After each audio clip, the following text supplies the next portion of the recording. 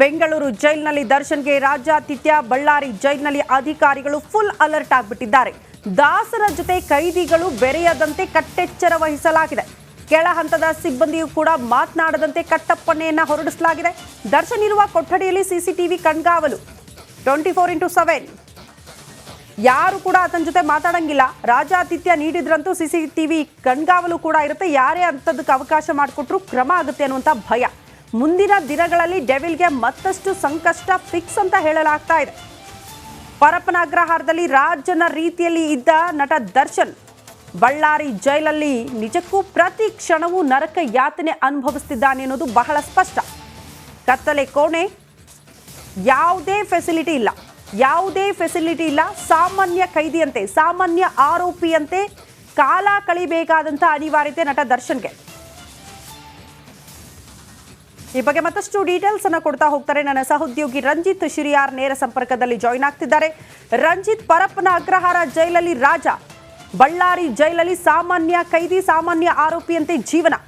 ಈಗಲಾದ್ರೂ ಮಾಡಿರೋ ತಪ್ಪಿಗೆ ಪಶ್ಚಾತ್ತಾಪ, ಪಾಪ ಪ್ರಜ್ಞೆ ಕಾಡಬಹುದಾ, ಬುದ್ಧಿ ಕಲಿಬಹುದಾ ನಟ ದರ್ಶನ್ ಅನ್ನುವಂಥ ವಿಚಾರಗಳು ಚರ್ಚೆ ಆಗ್ತಾ ಇದೆ. ಡೀಟೇಲ್ಸ್ ಅನ್ನ ಕೊಡ್ತಾ ಹೋಗೋದಾದ್ರೆ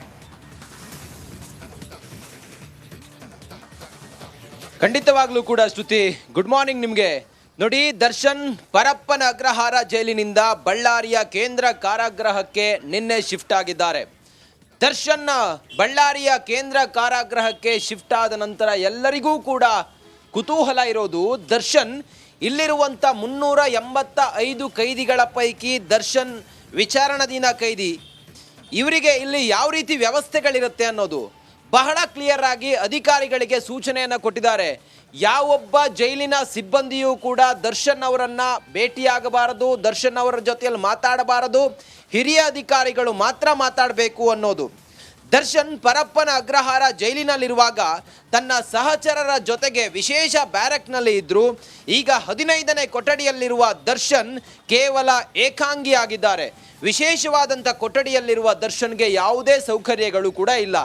ಕೇವಲ ಆ ಜೈಲು ಕಂಬಿಯ ಹಿಂದೆ ಇರುವ ದರ್ಶನ್ಗೆ ಪಕ್ಕದಲ್ಲಿ ಒಂದು ಟಾಯ್ಲೆಟು, ವಾಶ್ರೂಮು ಬಿಟ್ಟರೆ ಬೇರೆ ಯಾವುದೇ ವ್ಯವಸ್ಥೆ ಇಲ್ಲ.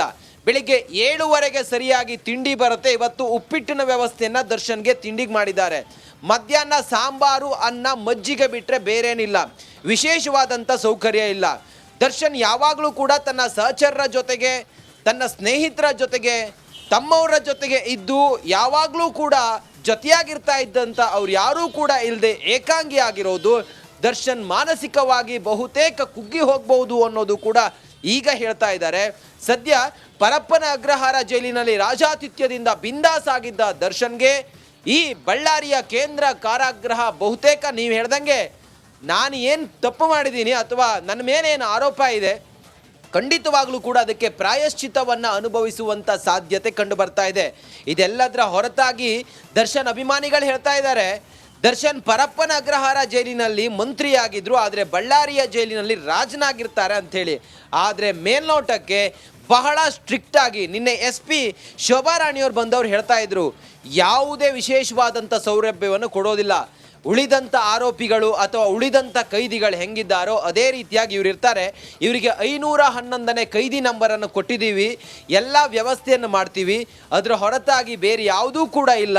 ಸಾಮಾನ್ಯರಲ್ಲಿ ಸಾಮಾನ್ಯನಂತೆ, ಹೈ ಪ್ರೊಫೈಲ್ ಕೇಸ್ ಆಗಿರಲಿ, ಸೆಲೆಬ್ರಿಟಿ ಆಗಿರಲಿ, ಮತ್ತೊಬ್ಬ ಮಗದೊಬ್ಬ ಏನೇ ಆಗಿದ್ರೂ ಕೂಡ ಸಾಮಾನ್ಯ ಕೈದಿಯಂತೆ ಇರಬೇಕು, ನಾವು ಕೂಡ ಟ್ರೀಟ್ ಮಾಡ್ತೀವಿ ಅನ್ನೋದನ್ನು ಹೇಳಿದ್ದಾರೆ.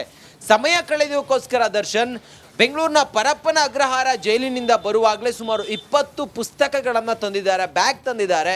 ಆ ಬ್ಯಾಗನ್ನು ದರ್ಶನಿಗೆ ಕೊಟ್ಟಿದ್ದಾರೆ.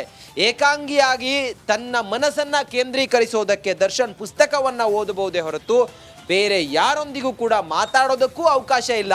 ನಿನ್ನೆ ಒಂದು ಘಟನೆ ಶ್ರುತಿ ನಾನು ಹೇಳ್ತೀನಿ. ನಿನ್ನೆ ದರ್ಶನ್ ಬಂದು ಅಲ್ಲಿದ್ದಂಥ ಸಿಬ್ಬಂದಿಗೆ ಹ್ಯಾಂಡ್ ಶೇಕ್ ಮಾಡೋದಕ್ಕೆ ಹೋದರು.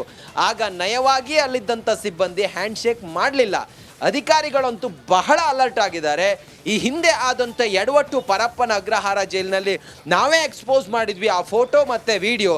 ಅದಾದ ನಂತರ ಈ ಬಳ್ಳಾರಿಯ ಕೇಂದ್ರ ಕಾರಾಗೃಹದಲ್ಲಿ ಬಹಳ ಸ್ಟ್ರಿಕ್ಟ್ ಆಗಿ ಎಲ್ಲವನ್ನು ಕೂಡ ನಿಭಾಯಿಸ್ತಾ ಇದ್ದಾರೆ. ದರ್ಶನ್ಗಂತೂ ಬಳ್ಳಾರಿಯ ಕಾರಾಗೃಹ ಕಬ್ಬಿಣದ ಕಡಲೆ ಆಗೋದಂತೂ ಗ್ಯಾರಂಟಿ. ರಂಜಿತ್, ಧನ್ಯವಾದಗಳು ತಮ್ಮೆಲ್ಲ ಮಾಹಿತಿಗೆ. ಬೆಂಗಳೂರು ಜೈಲಿನಲ್ಲಿ ದರ್ಶನ್ಗೆ ರಾಜ್ಯಾತಿಥ್ಯ. ಬಳ್ಳಾರಿ ಜೈಲಿನಲ್ಲಿ ಅಧಿಕಾರಿಗಳು ಫುಲ್ ಅಲರ್ಟ್ ಆಗಿಬಿಟ್ಟಿದ್ದಾರೆ. ದಾಸರ ಜೊತೆ ಕೈದಿಗಳು ಬೆರೆಯದಂತೆ ಕಟ್ಟೆಚ್ಚರ ವಹಿಸಲಾಗಿದೆ. ಕೆಳ ಹಂತದ ಸಿಬ್ಬಂದಿಯೂ ಕೂಡ ಮಾತನಾಡದಂತೆ ಕಟ್ಟಪ್ಪಣೆಯನ್ನ ಹೊರಡಿಸಲಾಗಿದೆ. ದರ್ಶನ್ ಇರುವ ಕೊಠಡಿಯಲ್ಲಿ ಸಿಸಿಟಿವಿ ಕಣ್ಗಾವಲು 24x7. ಯಾರು ಕೂಡ ಆತನ ಜೊತೆ ಮಾತಾಡಂಗಿಲ್ಲ. ರಾಜ್ಯಾತಿಥ್ಯ ನೀಡಿದ್ರಂತೂ ಸಿಸಿಟಿವಿ ಕಣ್ಗಾವಲು ಕೂಡ ಇರುತ್ತೆ. ಯಾರೇ ಅಂತದಕ್ಕೆ ಅವಕಾಶ ಮಾಡಿಕೊಟ್ರು ಕ್ರಮ ಆಗುತ್ತೆ ಅನ್ನುವಂಥ ಭಯ. ಮುಂದಿನ ದಿನಗಳಲ್ಲಿ ಡೆವಿಲ್ಗೆ ಮತ್ತಷ್ಟು ಸಂಕಷ್ಟ ಫಿಕ್ಸ್ ಅಂತ ಹೇಳಲಾಗ್ತಾ ಇದೆ. ಪರಪ್ಪನ ಅಗ್ರಹಾರದಲ್ಲಿ ರಾಜನ ರೀತಿಯಲ್ಲಿ ಇದ್ದ ನಟ ದರ್ಶನ್ ಬಳ್ಳಾರಿ ಜೈಲಲ್ಲಿ ನಿಜಕ್ಕೂ ಪ್ರತಿ ಕ್ಷಣವೂ ನರಕ ಯಾತನೆ ಅನುಭವಿಸ್ತಿದ್ದಾನೆ ಅನ್ನೋದು ಬಹಳ ಸ್ಪಷ್ಟ.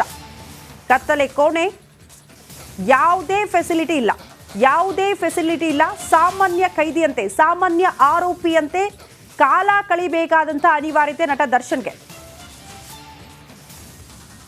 ಈ ಬಗ್ಗೆ ಮತ್ತಷ್ಟು ಡೀಟೇಲ್ಸ್ ಅನ್ನು ಕೊಡ್ತಾ ಹೋಗ್ತಾರೆ ನನ್ನ ಸಹೋದ್ಯೋಗಿ ರಂಜಿತ್ ಶಿರಿಯಾರ್ ನೇರ ಸಂಪರ್ಕದಲ್ಲಿ ಜಾಯಿನ್ ಆಗ್ತಿದ್ದಾರೆ.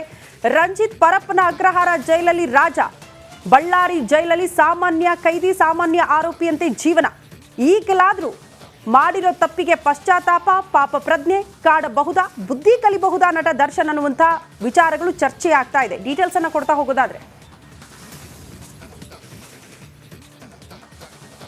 ಖಂಡಿತವಾಗ್ಲೂ ಕೂಡ ಶ್ರುತಿ, ಗುಡ್ ಮಾರ್ನಿಂಗ್ ನಿಮಗೆ. ನೋಡಿ, ದರ್ಶನ್ ಪರಪ್ಪನ ಅಗ್ರಹಾರ ಜೈಲಿನಿಂದ ಬಳ್ಳಾರಿಯ ಕೇಂದ್ರ ಕಾರಾಗೃಹಕ್ಕೆ ನಿನ್ನೆ ಶಿಫ್ಟ್ ಆಗಿದ್ದಾರೆ. ದರ್ಶನ್ ಬಳ್ಳಾರಿಯ ಕೇಂದ್ರ ಕಾರಾಗೃಹಕ್ಕೆ ಶಿಫ್ಟ್ ಆದ ನಂತರ ಎಲ್ಲರಿಗೂ ಕೂಡ ಕುತೂಹಲ ಇರೋದು, ದರ್ಶನ್ ಇಲ್ಲಿರುವಂಥ 385 ಕೈದಿಗಳ ಪೈಕಿ ದರ್ಶನ್ ವಿಚಾರಣಾಧೀನ ಕೈದಿ. ಇವರಿಗೆ ಇಲ್ಲಿ ಯಾವ ರೀತಿ ವ್ಯವಸ್ಥೆಗಳಿರುತ್ತೆ ಅನ್ನೋದು ಬಹಳ ಕ್ಲಿಯರ್ ಆಗಿ ಅಧಿಕಾರಿಗಳಿಗೆ ಸೂಚನೆಯನ್ನು ಕೊಟ್ಟಿದ್ದಾರೆ. ಯಾವೊಬ್ಬ ಜೈಲಿನ ಸಿಬ್ಬಂದಿಯೂ ಕೂಡ ದರ್ಶನ್ ಅವರನ್ನ ಭೇಟಿಯಾಗಬಾರದು, ದರ್ಶನ್ ಅವರ ಜೊತೆಯಲ್ಲಿ ಮಾತಾಡಬಾರದು, ಹಿರಿಯ ಅಧಿಕಾರಿಗಳು ಮಾತ್ರ ಮಾತಾಡಬೇಕು ಅನ್ನೋದು.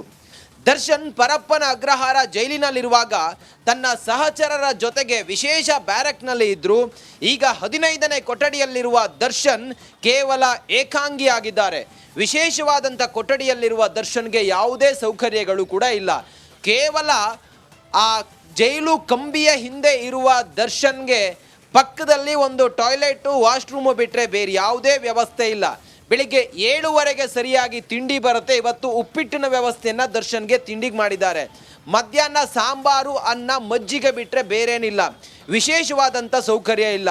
ದರ್ಶನ್ ಯಾವಾಗಲೂ ಕೂಡ ತನ್ನ ಸಹಚರರ ಜೊತೆಗೆ, ತನ್ನ ಸ್ನೇಹಿತರ ಜೊತೆಗೆ, ತಮ್ಮವರ ಜೊತೆಗೆ ಇದ್ದು ಯಾವಾಗಲೂ ಕೂಡ ಜೊತೆಯಾಗಿರ್ತಾ ಇದ್ದಂಥ ಅವ್ರು ಯಾರೂ ಕೂಡ ಇಲ್ಲದೆ ಏಕಾಂಗಿ ಆಗಿರೋದು ದರ್ಶನ್ ಮಾನಸಿಕವಾಗಿ ಬಹುತೇಕ ಕುಗ್ಗಿ ಹೋಗಬಹುದು ಅನ್ನೋದು ಕೂಡ ಈಗ ಹೇಳ್ತಾ ಇದ್ದಾರೆ. ಸದ್ಯ ಪರಪ್ಪನ ಅಗ್ರಹಾರ ಜೈಲಿನಲ್ಲಿ ರಾಜಾತಿಥ್ಯದಿಂದ ಬಿಂದಾಸ್ ಆಗಿದ್ದ ದರ್ಶನ್ಗೆ ಈ ಬಳ್ಳಾರಿಯ ಕೇಂದ್ರ ಕಾರಾಗೃಹ ಬಹುತೇಕ ನೀವು ಹೇಳ್ದಂಗೆ ನಾನು ಏನು ತಪ್ಪು ಮಾಡಿದ್ದೀನಿ ಅಥವಾ ನನ್ನ ಮೇಲೇನು ಆರೋಪ ಇದೆ, ಖಂಡಿತವಾಗ್ಲೂ ಕೂಡ ಅದಕ್ಕೆ ಪ್ರಾಯಶ್ಚಿತ್ತವನ್ನು ಅನುಭವಿಸುವಂಥ ಸಾಧ್ಯತೆ ಕಂಡು ಬರ್ತಾ ಇದೆ. ಇದೆಲ್ಲದರ ಹೊರತಾಗಿ ದರ್ಶನ್ ಅಭಿಮಾನಿಗಳು ಹೇಳ್ತಾ ಇದ್ದಾರೆ, ದರ್ಶನ್ ಪರಪ್ಪನ ಅಗ್ರಹಾರ ಜೈಲಿನಲ್ಲಿ ಮಂತ್ರಿಯಾಗಿದ್ರು, ಆದರೆ ಬಳ್ಳಾರಿಯ ಜೈಲಿನಲ್ಲಿ ರಾಜನಾಗಿರ್ತಾರೆ ಅಂಥೇಳಿ.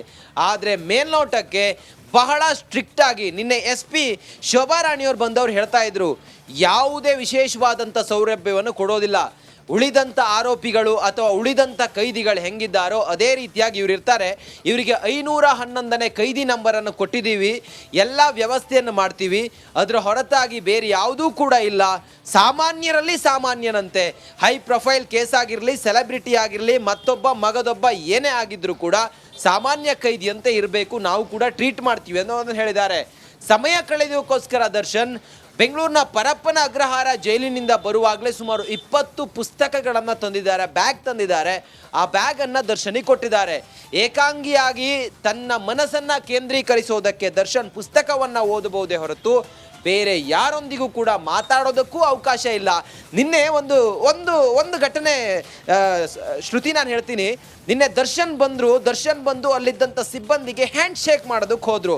ಆಗ ನಯವಾಗಿ ಅಲ್ಲಿದ್ದಂಥ ಸಿಬ್ಬಂದಿ ಹ್ಯಾಂಡ್ ಶೇಕ್ ಮಾಡಲಿಲ್ಲ. ಅಧಿಕಾರಿಗಳಂತೂ ಬಹಳ ಅಲರ್ಟ್ ಆಗಿದ್ದಾರೆ. ಈ ಹಿಂದೆ ಆದಂಥ ಎಡವಟ್ಟು ಪರಪ್ಪನ ಅಗ್ರಹಾರ ಜೈಲಿನಲ್ಲಿ ನಾವೇ ಎಕ್ಸ್ಪೋಸ್ ಮಾಡಿದ್ವಿ, ಆ ಫೋಟೋ ಮತ್ತು ವಿಡಿಯೋ. ಅದಾದ ನಂತರ ಈ ಬಳ್ಳಾರಿಯ ಕೇಂದ್ರ ಕಾರಾಗೃಹದಲ್ಲಿ ಬಹಳ ಸ್ಟ್ರಿಕ್ಟ್ ಆಗಿ ಎಲ್ಲವನ್ನು ಕೂಡ ನಿಭಾಯಿಸ್ತಾ ಇದ್ದಾರೆ. ದರ್ಶನ್ಗಂತೂ ಬಳ್ಳಾರಿಯ ಕಾರಾಗೃಹ ಕಬ್ಬಿಣದ ಕಡಲೆ ಆಗೋದಂತೂ ಗ್ಯಾರಂಟಿ. ರಂಜಿತ್, ಧನ್ಯವಾದಗಳು ತಮ್ಮೆಲ್ಲ ಮಾಹಿತಿಗೆ.